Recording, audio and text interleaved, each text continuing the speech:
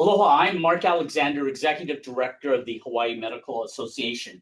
Thank you for joining us for today's Conversations at HMA, a program which features discussions with physicians and other thought leaders in the healthcare arena. For this edition, our topic is ensuring healthcare access, equity, and sustainability in Hawaii, understanding the potential HPH-HMSA affiliation and its impact.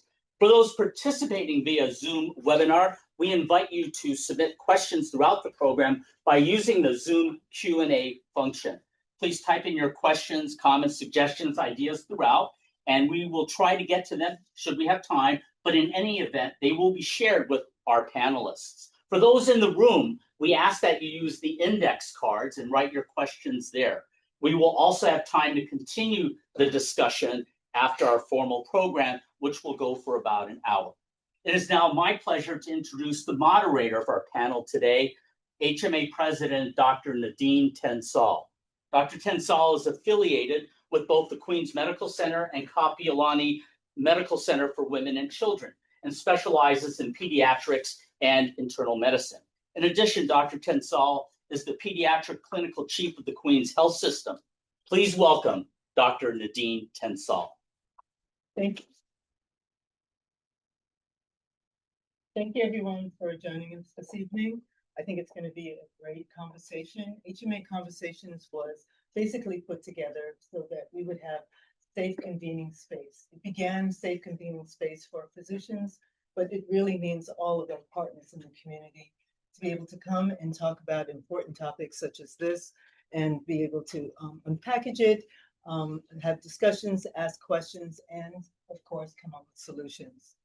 Tonight, my role as, and thank you, Mark, for introducing me. There are obviously several hats that I wear. And my role is not to advocate or to take sides in any way. It's merely just to facilitate the conversation in a very unbiased way. I'd like to have us begin with a premise, basically a level set. The level set is that Hawaii's health system is becoming increasingly unaffordable and unsustainable. We have physicians that every day are struggling in a workforce shortage, rising costs, administrative burden, and growing barriers to access to care for patients. Against this backdrop, HMSA and HPH have publicly shared that they are exploring an affiliation. They're stating that structural change is needed and it's necessary to address affordability, access, and long-term financial stability. This has understandably raised important questions across our community. So tonight, we're going to explore whether a vertical alignment or merger, such as this one being discussed, will help or potentially harm our community. It depends on how it's designed and how it's executed. Nationally, we know that outcomes of vertical mergers are mixed. Regulatory frameworks remain underdeveloped when compared to horizontal mergers. Potential benefits include improved coordination and cost savings. Potential risks include reduced competition and shifts in commercial lives, Medicaid being sidelined, and possibly fewer choices for patients and physicians. Our goal this evening, as I said, is for clarity, not advocacy, not endorsement, just to have an honest discussion about the risks, the trade-offs, the responsibilities to the people of Hawaii and the clinicians that care for them. So with that, I'd like to introduce our panelists, who basically are our healthcare leaders and just hold the responsibility of healthcare in Hawaii. I'll begin with Chang, who's our president and CEO of the Queens Health System, our largest safety net health system. We have Ray Vara, president and CEO of Hawaii Pacific Health, operating 4 hospitals and a broad statewide network of care. And we also have Mr. Ed Chan, president and CEO of Kaiser Permanente, an integrated or vertical health plan care delivery system serving Hawaii for over 65 years. Welcome, and thank you for joining us. Thank you. Okay. I put together, we're going to spend this hour, and I roughly broke it down into about maybe 4 sections. We're going to speak a little bit about where we are now. So what is the findings now? We're going to shift over and speak a little bit about the affiliation, and I'm going to put Ray a little bit on the hot seat in a good way. You know? We'll shift Shocking. over. Yes, no, but more to share. We're going to shift over about what we think it might mean for the system as a whole, and basically what your responses to that might be, and we'll close up with two other topics. So we spoke a little bit about the present environment.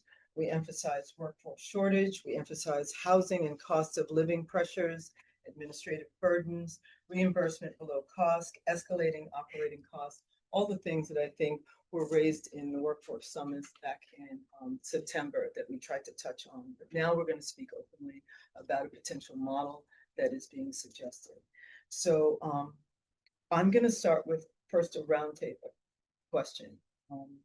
From the perspective of your organizations, your current model, is it sustainable? And if it's not, what is driving the crisis for you, and why can we not in Hawaii continue with business as usual? Okay. Ray, would you like to start? So maybe I'll take a little bit of a broader lens just for a second, if I could. Our view of the world for probably the last 15 years has been that healthcare in this country is broken. We've seen it creep up from representing from 16% to now nearly 20% of the GDP on a national level. We see it on a trajectory that could take it as high as 38% by the year 2050, which by that time we will have long since bankrupted the country. We just witnessed the entire country being shut down because of affordability of healthcare. And further, if you zoom into Hawaii, affordability is the greatest challenge that we have as a community. We've got 23 out of the last 25 years negative net out migration of people leaving Hawaii. And so we've got an affordability issue. Now, while healthcare is not the single largest contributor to that, when we see consistently double-digit increases, this year I'm hearing stories of anywhere from 12 to 30% increases in the cost of premiums for employers and therefore members. The current model is unsustainable. And so what we've been on a journey of healthier communities for the last decade and a half. We've been really working through conditioning our organization to be able to take global risk. And in January 1st of 2022, we signed a contract with HMSA that does just that. And we've been successful in that contract agreement for the first 4 years of that agreement. We've outperformed the shadow capitation rate, and we've proven that not only can we improve health outcomes, but we've proven we can do it at a rate that is closer to natural inflation rate versus double-digit increases. And so, do I think our current model is successful? I believe it's the model of success, but it requires further structural change, and it includes structural change that spreads across the entirety of Hawaii. Not successful, sustainable. Well, the current model in its current state is not sustainable. Jason, from your perspective, access, workforce. Yeah, I think all the challenges that you mentioned are very real. We're facing them all today.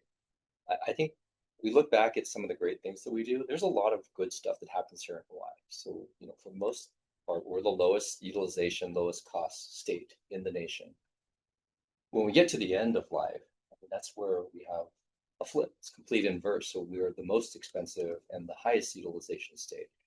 So you think about what's the dynamic, the social dynamic that causes us to go from being extremely healthy and good utilization to unsustainable. And so we look at the different populations. We look at rural care and access. Those are two things that we've at Queens recognized that we have to improve. And so you've watched us make acquisitions, make commitments to putting physicians and buying hospitals and putting up sites of care in rural communities that give access to people that are maybe underprivileged or don't have the ability to get the care and are not going to choose that care because we haven't earned the trust of those communities. We learned a lot over the past 6 years about earning trust and will communities engage with you better if you have the trust of those communities? And we've learned absolutely.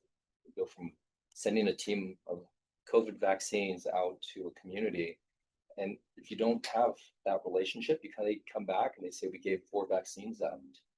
You build the trust of that community, and you go out to that same community, they come back in 10 minutes and they need more vaccines because people have all of a sudden realized that, hey, you're not just here to take something from me. And so we've got to build like that social relationship. I think on the provider side, we have to make investments in technology. We have to think about how we reward physicians differently because the resources aren't coming in. It's really hard to recruit. And I think part of that unsustainability is that we have to pay more to get the same type of providers because it's competitive. The same physicians we're competing with here in Hawaii are being enticed by all of the other locations around the nation. So it's not just about trying to sell what we have here in Hawaii. So I think that the affordability piece, I worry a lot about the disadvantaged population, the Medicares, the Medicaids, and that's where we think about like HMSA and that relationship. That's the first place that we need to address is how do we make care more accessible, better utilization, better outcomes for those populations first. I'm going to push you a little bit, but Hawaii almost doesn't exist in terms of healthcare delivery without Queens's presence. Queens has been present historically and now, but is their model sustainable? Yeah. Are we at a juncture needing to have a conversation differently? Yeah, so our model has largely been built on sick care. So we are the quaternary facility, we're the safety net facility, and it's not sustainable if you just allow patients to show up, every day, because we're not controlling the patients that have the chronic disease, the patients that don't need to be in the hospital. And you can almost measure it with CMI. You think about when the hospital is full and the CMI is low, something's wrong. When the hospital is full and the CMI is really high, those patients are really sick and we can do something about that. So we think about the amount of trauma and the rate of increase of trauma patients, stroke patients, cardiac patients. That's not a sustainable thing. That's not a healthy community. Mr. Chan, you're in a vertical system. This is where it's supposed to work, where you have control of the variables. Sure. Where's Kaiser? Yeah, well, I think it's no surprise that for over 80 years, the integrated care and coverage model that Kaiser Permanente has covered now up to 12.6 million Americans across the country and over 270,000 Hawaii residents is a model that focuses on the right thing. It's around keeping our patients, keeping our members healthy, looking at ways for preventative measures and really not focusing on what Jason alluded to around sick care, right? And I think largely aligning that along with aligning incentives with our Permanente medical groups has been a winning formula and is focused on the right things, aligning the incentives together. I think what Ray has shared and Jason alluded to is it's not so much the controllable factors, but it's also the world around us is changing, right? When we look at the rapid aging of our US and of our Hawaii population, when we came out of COVID, and I think every healthcare organization struggled with deferred care, and then our patients and our communities came roaring back with a lot of care needs that simply weren't met during the most acute phases of the pandemic. And now they were sicker, the care was more urgent, and we faced that as a healthcare community with a lack of healthcare workforce. Many chose to leave the profession altogether. The supportive parts of the community, nurses, therapists, everybody supporting the ecosystem around the physician also left the healthcare industry.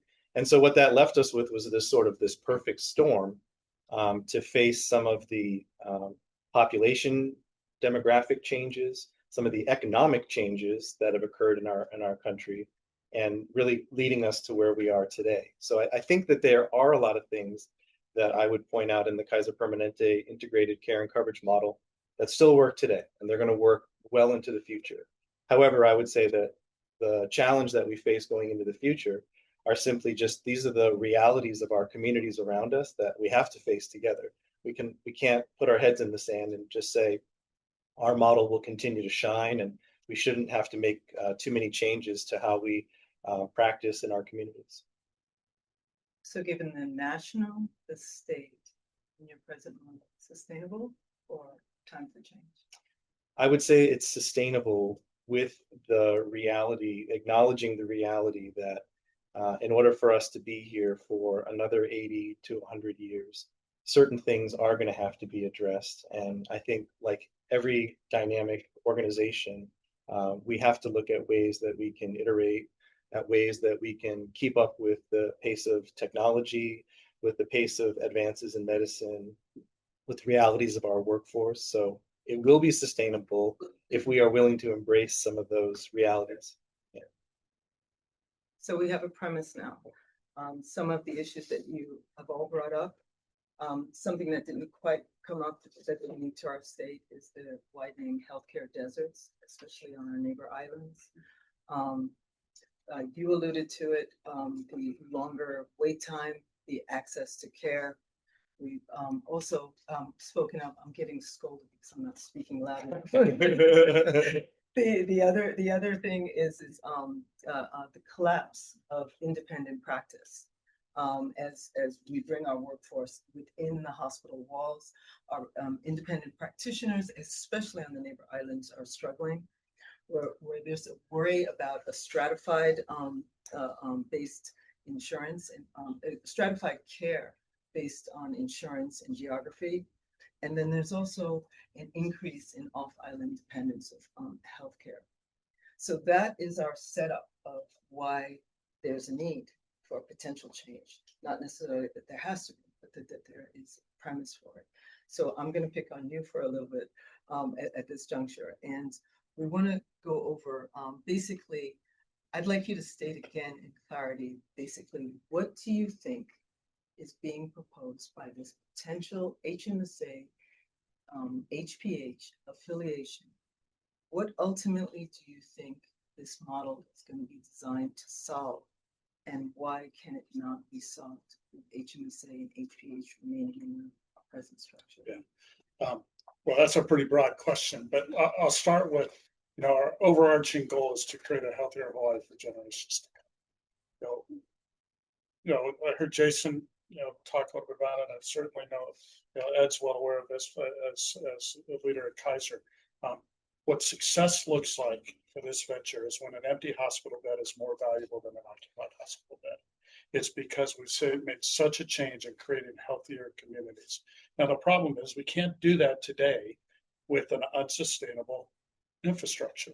Right now, I think it's safe to say every single health system, if not, there may be one out there that I'm not aware of, but every single health system is losing money right now and doesn't have a plan at the level of which it's losing to where skirting around the edges is going to solve that problem. We have to make real structural change in order for that to happen. We have to have something that fuels the engine that allows us to invest in a number of areas, and I'll talk about those when I have the chance, where we can truly make an impact in terms of healthier communities. So what we're proposing, if that's what you're asking, is we're going to create a new vertically integrated system. It's going to have two subsidiaries, Hawaii Pacific Health and HMSA, which both will fall under a newly created nonprofit parent company.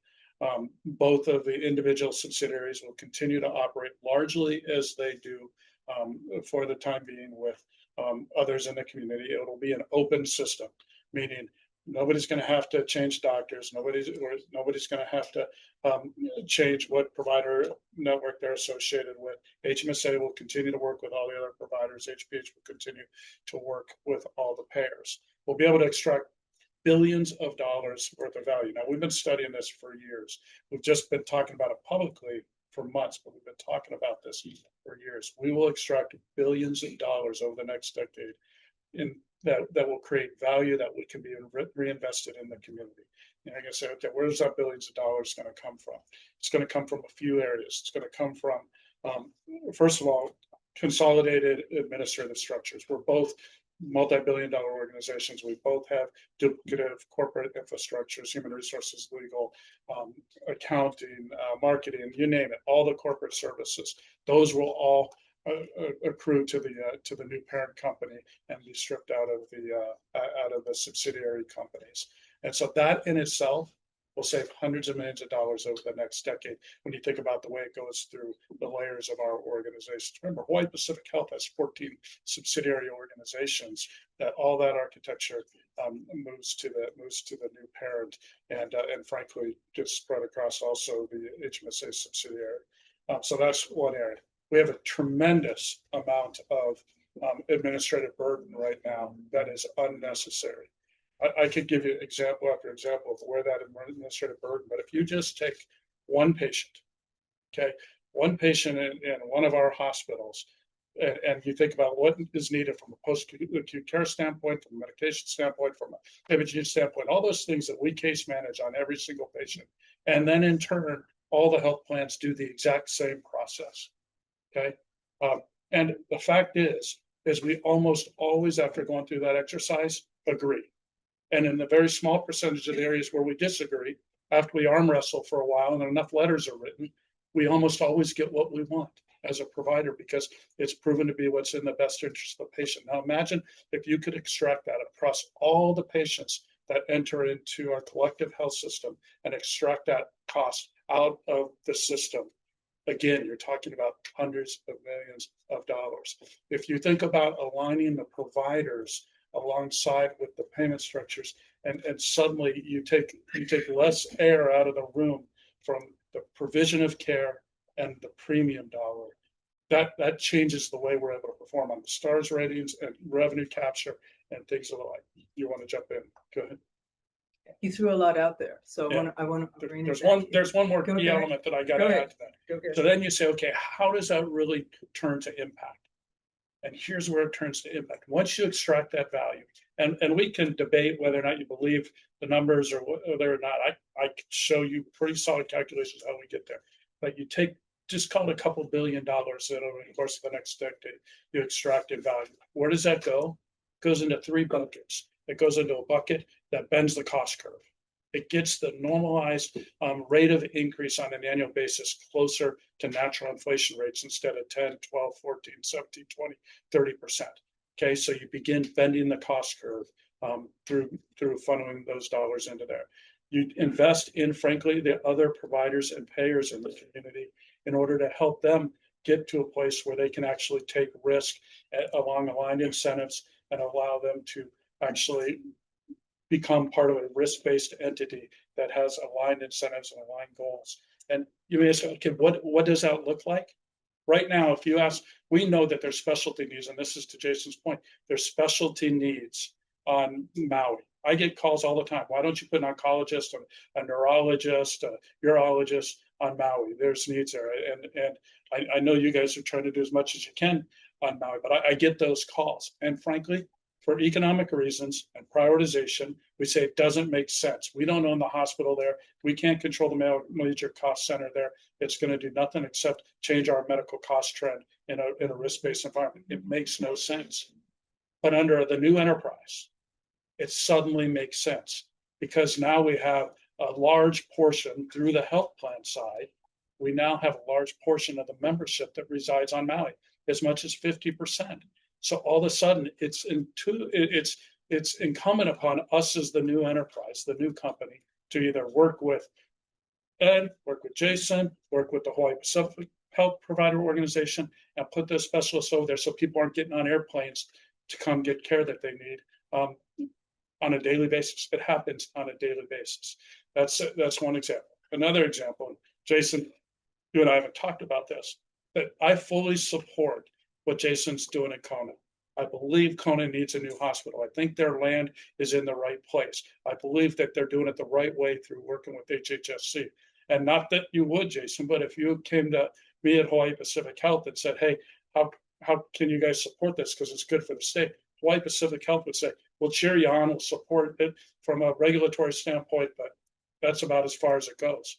You bring that question to the new enterprise where we have a significant amount of membership over there, suddenly I'm asking the question, how can we support that effort?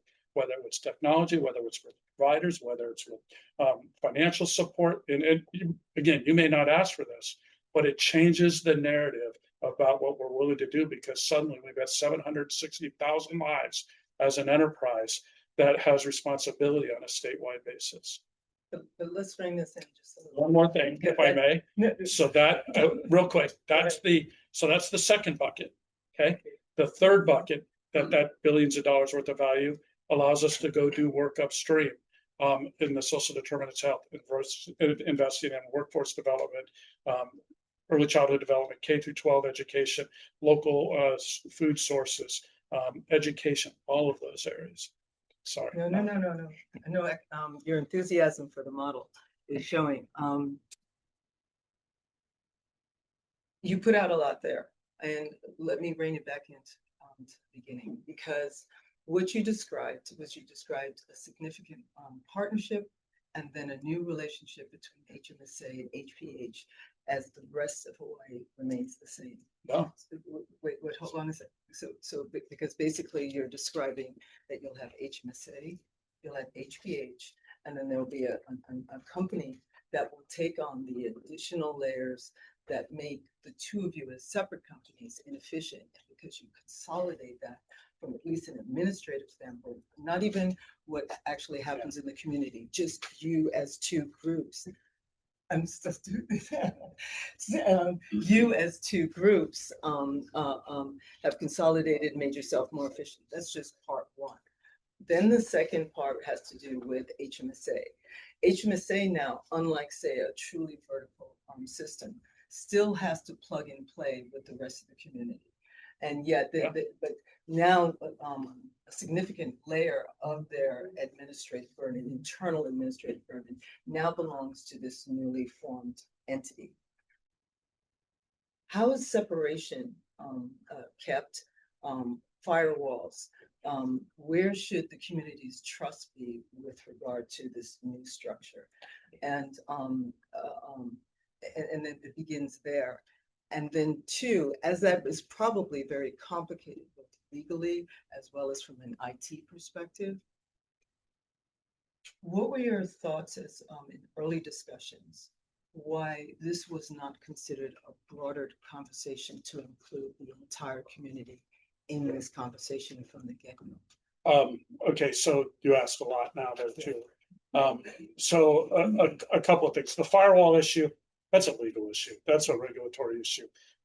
That we have no choice but to do that, and the firewalls will exist, and that's a very manageable thing. We're not reinventing an open integrated system. I mean, all you got to do is look at Geisinger, Intermountain, Presbyterian. They're all over the country. That's an easy one. That's a technical issue, and it's a regulated issue. So that's easy. Would you, as there are national examples, would you acknowledge that HMSA has a significant dominance in our communities? So any shift that they do might look a little different than it might look in Boston. Well, my antitrust attorneys have advised me not to use words like dominance and other things like that. I won't use those terms, but I will tell you that, so we're not reinventing the wheel. This isn't a unicorn. What makes a difference is the scale. And so I acknowledge that. Okay, so now you asked about how do others plug in. The fact is, there is no model of success in what we're proposing in which all boats don't float higher. If all boats have to float higher, because even if we are highly efficient just within our entity, while we can unleash billions of dollars that sort of gets the flywheel spinning, it's not enough to address the depth of the challenges that we have here in Hawaii. And so what both of our boards required before we were even allowed to start discussing vertical integration was that we had an architecture, we had an organizational model that allows every other provider and payer to plug in if they so chose to do so as part of a risk-based entity that is committed to the principles of value-based care. The only ones who will be left out and won't be welcome into this from an enterprise standpoint are going to be the ones who choose not to commit to what we define as a healthier community strategy. Okay. Your last question was? The last question is the more you listen and you think about what you're proposing, at least in the early parts of your, I don't want to say negotiations. I'm assuming this just started as discussions of different models. Why wasn't it thought Oh, as yeah, more thank you. broad-based? It was. So the good? first proposal was to do a community-wide risk-based entities, and other organizations chose not to play. They flat out said they did not want to participate in a risk-based entity that included the competitor providers. That's what they chose. And so again, being committed to the fact that we needed a strategy that would produce healthier communities, we went down this path. But beforehand, we knew there had to be a way for the rest of the community to plug in a meaningful way. The truth of the matter is, when you think about an open integrated system, you have to be provider agnostic. As long as somebody is plugging into the system, they're willing to take risk, they're committed to the principles of value-based care. I got to tell you, it doesn't matter what provider entity they go to, as long as they're committed to those things and performing against how you define those things.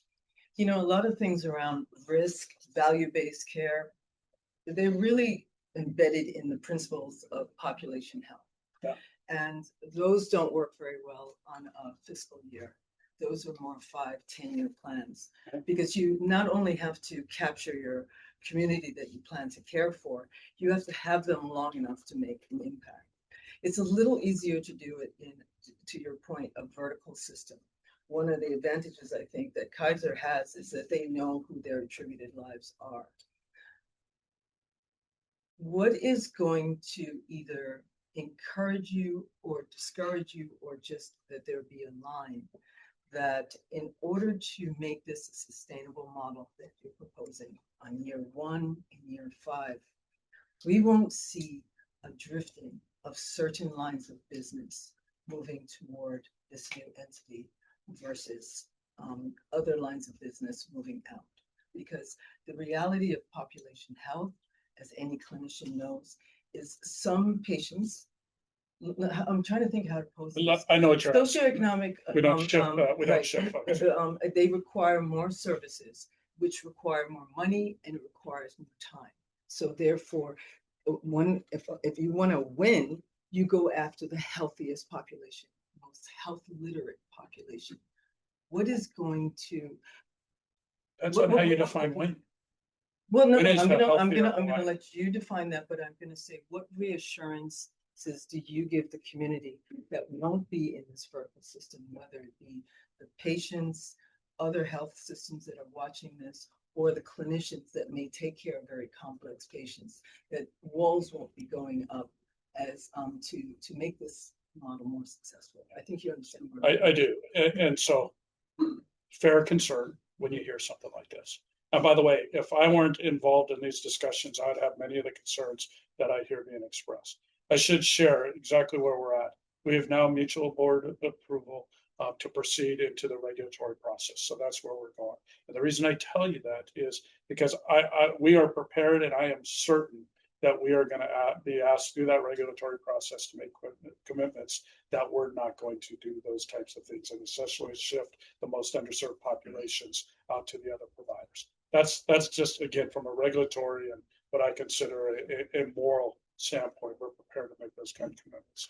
The other thing that I would tell you is that from a practical standpoint,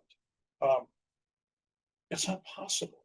Even if we wanted to do it, which we don't, it's not possible, because the other, having sustainable providers beyond the integrated system are paramount to the success of creating healthier communities. I'm the CEO of HPH right now, and I can tell you, I understand how important the Queen's health system, as an example, is to the fabric of this community. You know, they've been around longer than Hawaii Pacific Health. I understand the role that they play in caring for some of the most vulnerable populations.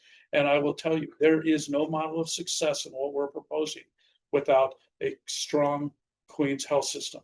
And the same is true, I believe, of Castle, of HHSC, and the other providers. There's no way that somehow these 760,000 lives that HMSA has are suddenly all going to matriculate to Hawaii Pacific Health. I don't know where I'd put them. It's an impractical even thought if you step back from it. And it's not good for Hawaii.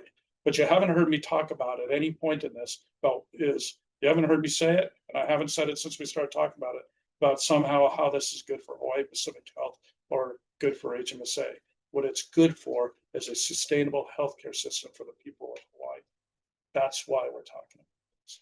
And so, do you feel so comfortable that a year, 2, 3 years out? No. I'm happy that I can do this, but I feel bad. But 2, 3 years from now, do a study, and there's been a drastic shift of Medicare patients outside this new entity. To acknowledge it, it may be something that was unforeseen. Would there be a willingness to reclaim some of those lives to create balance back in the community? Well, I guess the answer is yes, because the intent is not to shift them. And the truth is look, I've been doing this for a while. I've been at the CEO level for now 28 years running a healthcare organization. And maybe I'm just not the sharpest tool in the shed, but I just don't know how to effectively shift patients that way. Patients come from referrals from our physicians. Patients come from our emergency room. And maybe I just haven't spent enough time strategically trying to think about how to do that. But I can also tell you that it's nowhere buried in the intent. It's nowhere buried. Shifting of the attribution, shifting of the payer mix is nowhere in the financial performance that we've done for this enterprise. Thank you. So we have the stage, at least some idea of what it's going to look like. I'm going to shift to you just a little bit, Jason. As you imagine this particular model and the effects it may have on Queens, when you think about, for instance, the Medicaid lives, the uninsured, what do you think what do you think the impact will be on Queens as the safety net provider in the state? Yeah, so we've known about this for about 10 months. So I've had conversations with both Ray and with Mark about what they're trying to build, and it's not been entirely disclosed. But I think that it's pretty safe to say that we have been one of the largest outwardly spoken opponents of the merger, just fundamentally, right? That's fair. And by the way, Jason, I've told you, if I were in his shoes with what I've been able to share up to this point, I would feel the same way. And I think the reason is because Queens does serve as the safety net for most of the vulnerable population, behavioral health, the trauma, a lot of the other services that are out there, and payer mix in many regards. And so what we don't want to happen is for Queens to become the exclusive safety net. We can't survive that way. And so what we're asking for is to make sure that there's the ability to have a competitive playing field.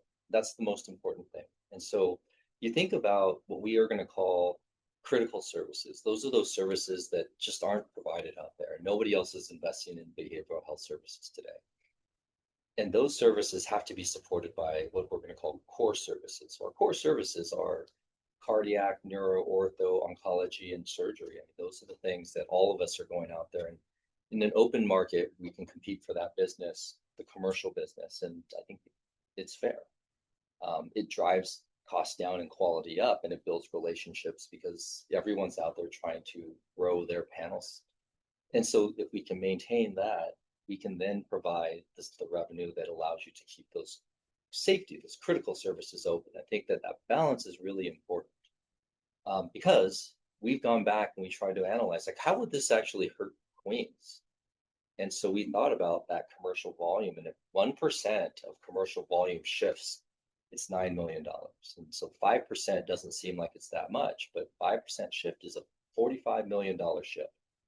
And that's big. And so you think about how could that happen? And it doesn't have to be naturally directed. It could just happen by not having co-pays.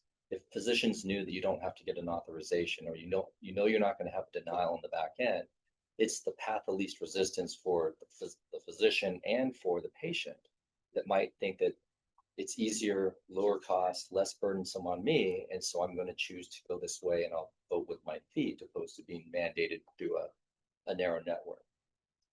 So those are the things that we think about just from the hospital-based side. I think when Ray talks about, Queen stepped away from that risk-bearing entity. We know that. I didn't name Queen. Don't worry.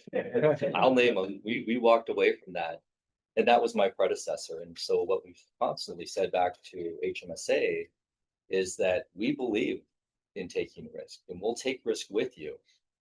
We want to go down this road. And we started actually having those conversations. And then we heard more about the model, the vertical integration model, and said, okay, well, then maybe we've got to slow this down because this puts tremendous financial risk on Queens. And this puts potential financial risk on Queens. And so you think about the two, you can't have two risks. So my responsibility as CEO is to ensure that we're here for the next 166 years. So we hear, at face value that there has to be a strong Queens, there has to be, other entities in the community. But how do we get those things guaranteed? And so, we have verbally opposed the merger for those reasons because we can't get those guarantees. But if I can, I think the guarantee is it's a practical impossibility for all those patients, commercial patients, to be absorbed within the existing Hawaii Pacific Health. Queens, even if we wanted to, which I can assure you, we do not. Hawaii is better served when we have a strong provider base, especially we recognize the role that you play in terms of the safety net services. As you'll recall, I got quizzed for 3 hours by the Attorney General's office and the FTC when you're doing the Ka'imahala deal. I thought it was going to be a 10-minute conversation because I said I support Queens taking it. And it got to the point that where on hour 3, they asked me, what if they gave it to you for free? And they didn't like my answer because my answer was, I get offered free art all the time. And I say no, because there's a reason they're giving it away. But sorry. But the truth is I can't say it any other way. An open system is designed in order to keep a healthy provider base to the benefit of the entire community. But Jason, I want you to just explore this more. It's almost as though there's two paths. Either this is going to happen and it's going to be in existence. And I would never dare of asking, then what's the strategy? But, because you sort of answered the question both together. Yeah. I want you to unpack it a little bit. In other words, if this affiliation does pass, what we know that it's at risk. It's going to put Queens at risk. That there may be, whether intentional or not. We don't know that. Well, any shifts in lives basically will have an effect on the balance of lives in the community, and it's not likely that a shift such as this will have no effect on the balance of where people are cared for. Please speak a little bit louder if you can. Okay. But let me create a premise question, and you can argue whether you like the question. My point is that there is an affiliation as our next world, or one that does not have. Okay, more simply. And when it comes to the affiliation world, there will be effects that even you might not be able to predict. The likelihood that access to care in terms of percentage that each health system is in charge of remains exactly the same. Doesn't seem like it's likely. There will be some shift in some manner. Just whether patients make that, or whether the organizations make that change. Is that a fair premise? So the question is, we're looking at a dynamic environment. A dynamic environment. And in that setting, how I still don't have clarity on how Queens responds. And then the second part to the question is, it doesn't happen for some reason. I'm not trying to give you bad luck, but it doesn't happen for some reason. What significant changes do need to happen in Queens if we're going to have a sustainable path? So if it does happen, we have to be eyes wide open about what the potential risks are, right? And unfortunately, that means that the relationship becomes more transactional, because I've talked to Mark about this, that what they're asking for is kind of an appendage relationship. So what does that appendage relationship look like if there's a marriage and an appendage relationship? you naturally are more transactional. So what does that mean for access to trauma and access to behavioral health and access to all those things that are going to have to be purchased from, everybody else in the community? And so you think about network adequacy, those things become really important. So hospitals in places that they don't have locations become really important. And you don't want to end up in a place where that's the relationship, where it becomes transactional. But I think for a window of time until we understand how it all sorts out, it just is naturally. If you think about, personal relationships, when two people decide to marry and, someone is trying to be, put aside, it's the natural human reaction. So we'll go through those. I think if it doesn't happen, we have already known that we have to take risks. So we've made investments, making sure that we're ready. So what do we have to invest in? What does that glide path look like so that we can take full risk with the population that we have, knowing that it's a more vulnerable population that you may be taking risks on attribution. Also makes us think about, like, how do we then look at locations, growing attribution, the focus on primary care, the focus on all the other services. Happy that we have a really good geriatrics program, large geriatric program. I'm happy that we have psychiatric program. Because those are the things that you're going to need in order to manage the population, especially, when we think about the fringe population. You start getting into, your risk stratification has a population that's generally healthy, but then as you start getting older and sicker and more vulnerable, they take different resources and different types of specialists to care for them. So how do we put our network together? And I think the offer is, if it doesn't happen, the merger doesn't happen, the offer is still on the table. We have to take risk and partner with all of the payers that are out there in the community. When you use the expression transaction, meaning the affiliation moves forward, is that an implication that the affiliation might look more like a value-based, risk-based vertical entity, and Queens would sit, I'm just going to use this framework, statement literally, would fall back on more of a fee-for-service, like healthcare delivery system, because it might become impractical to be a risk-based or to manage population health in that setting? That's a question. Yeah, it's a good question. So I think that, yes, so things become transactional based on a fee for service, because you're trying to see what happens to where patients naturally might migrate. So it's not because an organization might be moving them, it might be because people are just naturally choosing where they want to go. And when you shake the box, the sand gets resettled. And so it's a matter of, like, so where do people go? And if the leverage that Queens has is that we are the trauma center and we are the comprehensive stroke center, then you have to lean on those things to ensure that you have relevance. Can I ask Don't a let question? Chang take it all. Oh. Go ahead. All right, finish your thoughts. Go ahead. First of all, Jason and I are friends, and we've been dealing with this in a very collegial way, and we just have different views. But what I haven't heard is, if for some reason this vertical integration doesn't go through, and we all agree that the current system, the current ecosystem is unsustainable, what's the alternative plan? That's my other question. Can you tell me? Oh, I thought it was the moderator, I'm sorry. I wanted to at least, because it's as though Ed is not even Okay. here. Okay, jump in. Do you know? I'm perfectly happy listening. If they were a more open system, and I used to tell Bernard Tyson, I told Greg Adams, I told Ed this, if they were a more open system, they would be poised to take over the healthcare in this country, because I think they have the right model of care. It's funny you say that. That's why you're getting asked all these questions, because you're almost the model of care. The question is Kaiser basically having built, control of your population, you have a sustainable workforce, your physician nursing workforce, and you have control of your insurer. The question earlier on was, are you in a sustainable system? And you implied yes. As you're hearing about this, are you nodding and saying, come and drink the Kool-Aid? Or are you seeing this as any, what do you see the impact might be on Kaiser? Yeah, no, thank you for that. And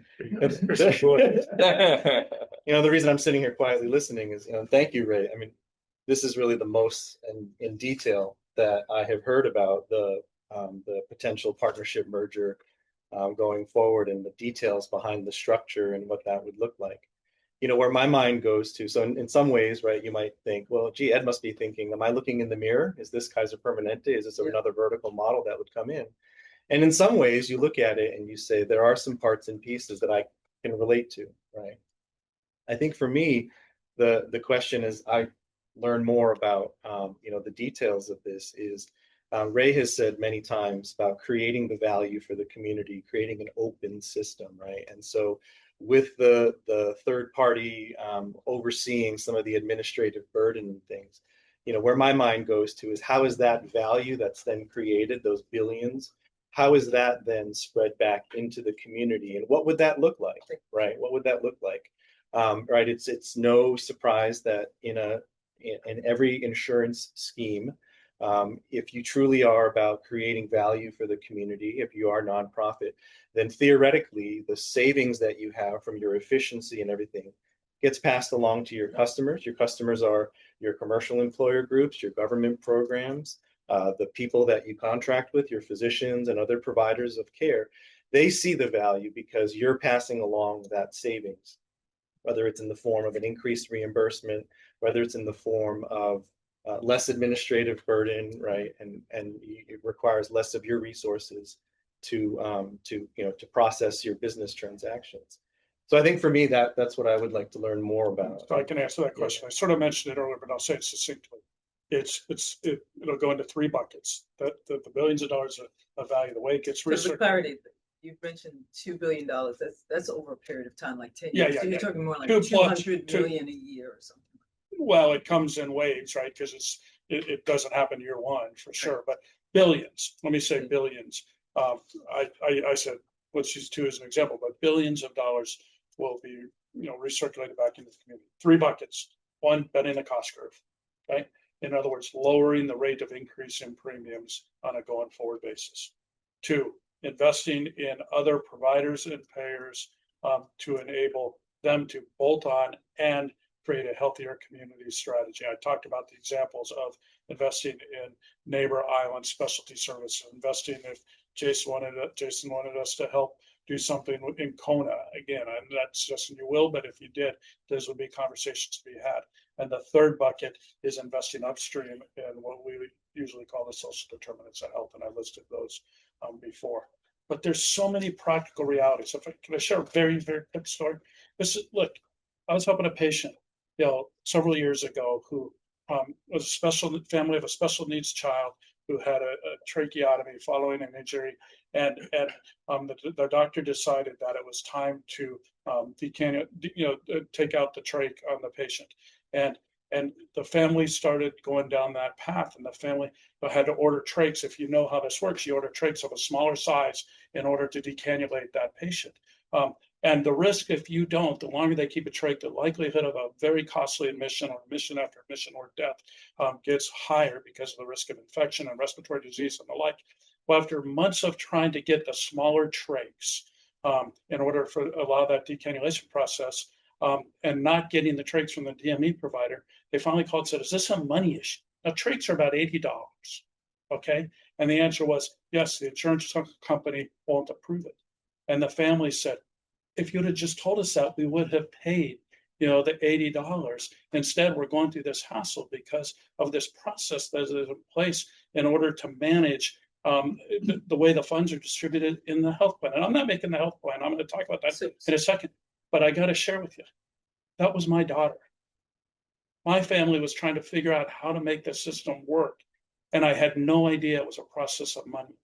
And then after we found out it was a process of money, we decided, I'm going to make this system work for the benefit of others. The system is broken, and it's not because the providers are bad or the payers are bad.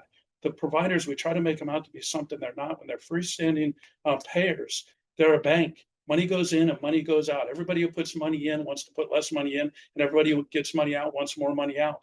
We've set them up to fail. And so as soon as we can get them out of that situation of being just a bank and get the dollars, the premium dollars, as close to the provision of care, not just within the integrated system, but across the entire landscape of the provider community, the better our community is served. Sorry. No, you're fine. We've only got about maybe 5 or 7 more minutes. You think 5? Okay, 5 more minutes of the live, and we can continue these conversations because I think there's many more questions. I have one more question for yourself. The question I would ask to you based on your story, and I know you actually saw the most difficult time with your daughter, whether or not you would be willing to eliminate prior authorizations. But for Ed, are you watching this almost like a spectacle from the Kaiser perspective? Do you see the HPH-HMSA affiliation really affecting Kaiser in any significant way, and how? Or is this something that's just going to be battled out with the not-Kaiser community? Yeah, Nadine, no, it's not a spectacle whatsoever, right? I mean, Ray, Jason, and I are friends. I have deep respect for these two leaders. And I honestly believe that Ray and Mark have the community interest in mind, right? So it's not a spectacle. I think for me, it's just about understanding more about what the model is constructed like and really answering those questions of, in an isolated community such as ours with limited resources, knowing the earlier challenges we talked about physician recruitment and the supporting cast around the physician and all of the other headwinds that we have. How does this model, the way that it's structured and the way that Ray outlined, bring that value back into the community so that that all boats can truly rise? So you're gonna ask me about prior auths? Yes. I think prior auths are a waste of time. We always get what we want as providers. After, it's just a matter of how much you don't have prior auths, right? Within Kaiser. Yeah, we are the lowest in the state and probably the lowest in the country in terms of prior authorizations. Yeah, I mean, they don't, it's now, again, I don't think it's something that happens with a magic wand. I think it's a process, but I think if that's the end in mind, that's the azimuth you shoot for. And I think that's low hanging fruit. And I haven't discussed, I mean, Mark and I have to actually discuss this. He's not here. So, but I understand why they exist. We've created the health plans to be in the situation they're in where they have to be able to answer for the people who want to put less money in and the people who want to take more money out, how to adjudicate that. It's like going to a bank. If you're a 30-year customer at a bank, you don't go in and just say, I need a loan without having to fill out an application and having some forensic stuff. It's the same thing. And so we have to figure out, but if my kids come to me for a loan, That's different. it's a different story. We're starting. But that's what we're talking about. We're starting to run out of time for the live portion. I'm going to give you guys basically a closing question, and each of you answer however you're comfortable. We'll end the session, and we can continue this conversation. So make it 3 years, make it 5 years. What does a healthy Hawaii look like? Yeah, I think a healthy Hawaii is one where we're able to take care of the population, focus on wellness, get to the patients that need us the most, which tend to be in rural communities. I think we need to address the Medicare population, because that's the population there you start to see Medicare or Medicaid? Medicare, increasing utilization, because that's where I think the greatest waste is happening right now. And so if we can flip that, keep those patients healthier, chronic patients healthier, and do that in a way that's sustainable. I think there is a sustainable model. Same question. 3 years from now, I think for me, what it would look like is we've stabilized some of the volatility that we're seeing, right? Sort of the sharp ups and downs. And we've gotten to a place where the systems that collectively work with all of the healthcare delivery systems across the state and our communities have stabilized that. We have more aligned incentives, right? I think we can strive for totally aligned incentives, but I think making significant progress in that area. And I think what success looks for me like in 3 years is we've also shored up a little bit of the workforce crisis that we're in particular in healthcare, with physician shortages and the supporting teams. I think that's something that our physicians wanted to hear.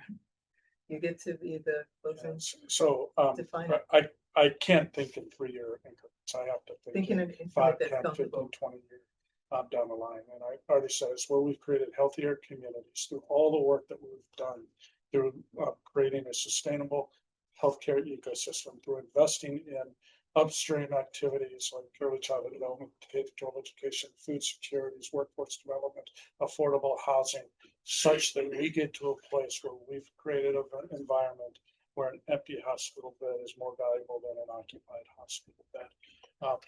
I can't think in short increments because I've been with Hawaii Pacific Health since the inception. And there was opposition similar to this when we created Hawaii Pacific Health. I cannot, I'm biased. I cannot imagine this community without Hawaii Pacific Health today. I could tell you for a fact that there would be parts of our organization without the creation of Hawaii Pacific Health that would no longer be here.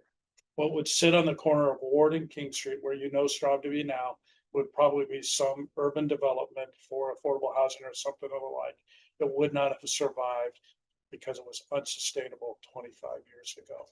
Wilcox, we would be having a much different conversation about what healthcare on Kauai looks like today. How do we not take in what I consider a bold move to create a horizontally integrated healthcare system? And so I can't look in 3-year increments. We have to look That's 5, okay. 10, That's 20 okay. years down. I think the audience is definitely hearing the theme, you know, healthier Hawaii, the shared responsibility for doing so, a realization that physicians are, as well as, I don't, as I speak about physicians, I don't want to in any way exclude the entire, you know, clinical team that helps to care for patients. Basically, that we've shored up that workforce and made it also sustainable. Can I say one more thing real quick? Yes. I've thought about this a lot because we've been thinking about this for a long time. If I'm the general member of the community, the 2 questions we're going to be held accountable to are this. Am I still going to be able to see my doctor? And they're not all Hawaii Pacific Health patients, right? We know that. This community couldn't survive in that way. We need the other providers. And the answer is going to be yes. And yes, I'll commit to that. And 2, they're going to ask, is it going to cost me more or less? This is designed to bend the cost curve. If I'm a physician, I'm going to ask 3 questions. Can I still see my patients? The answer is yes. Are you going to increase or decrease administrative burden? By design, this is intended to decrease administrative burden. And lastly, are you going to cut my reimbursement? And I can tell you there is nothing in the architecture of our plans that cuts reimbursement to physicians as part of this vertically integrated system. With that, I would like to thank our panelists for joining us this evening. Hopefully this is a series of discussions that will continue. And with that, I think we're going to bid our virtual audience adieu.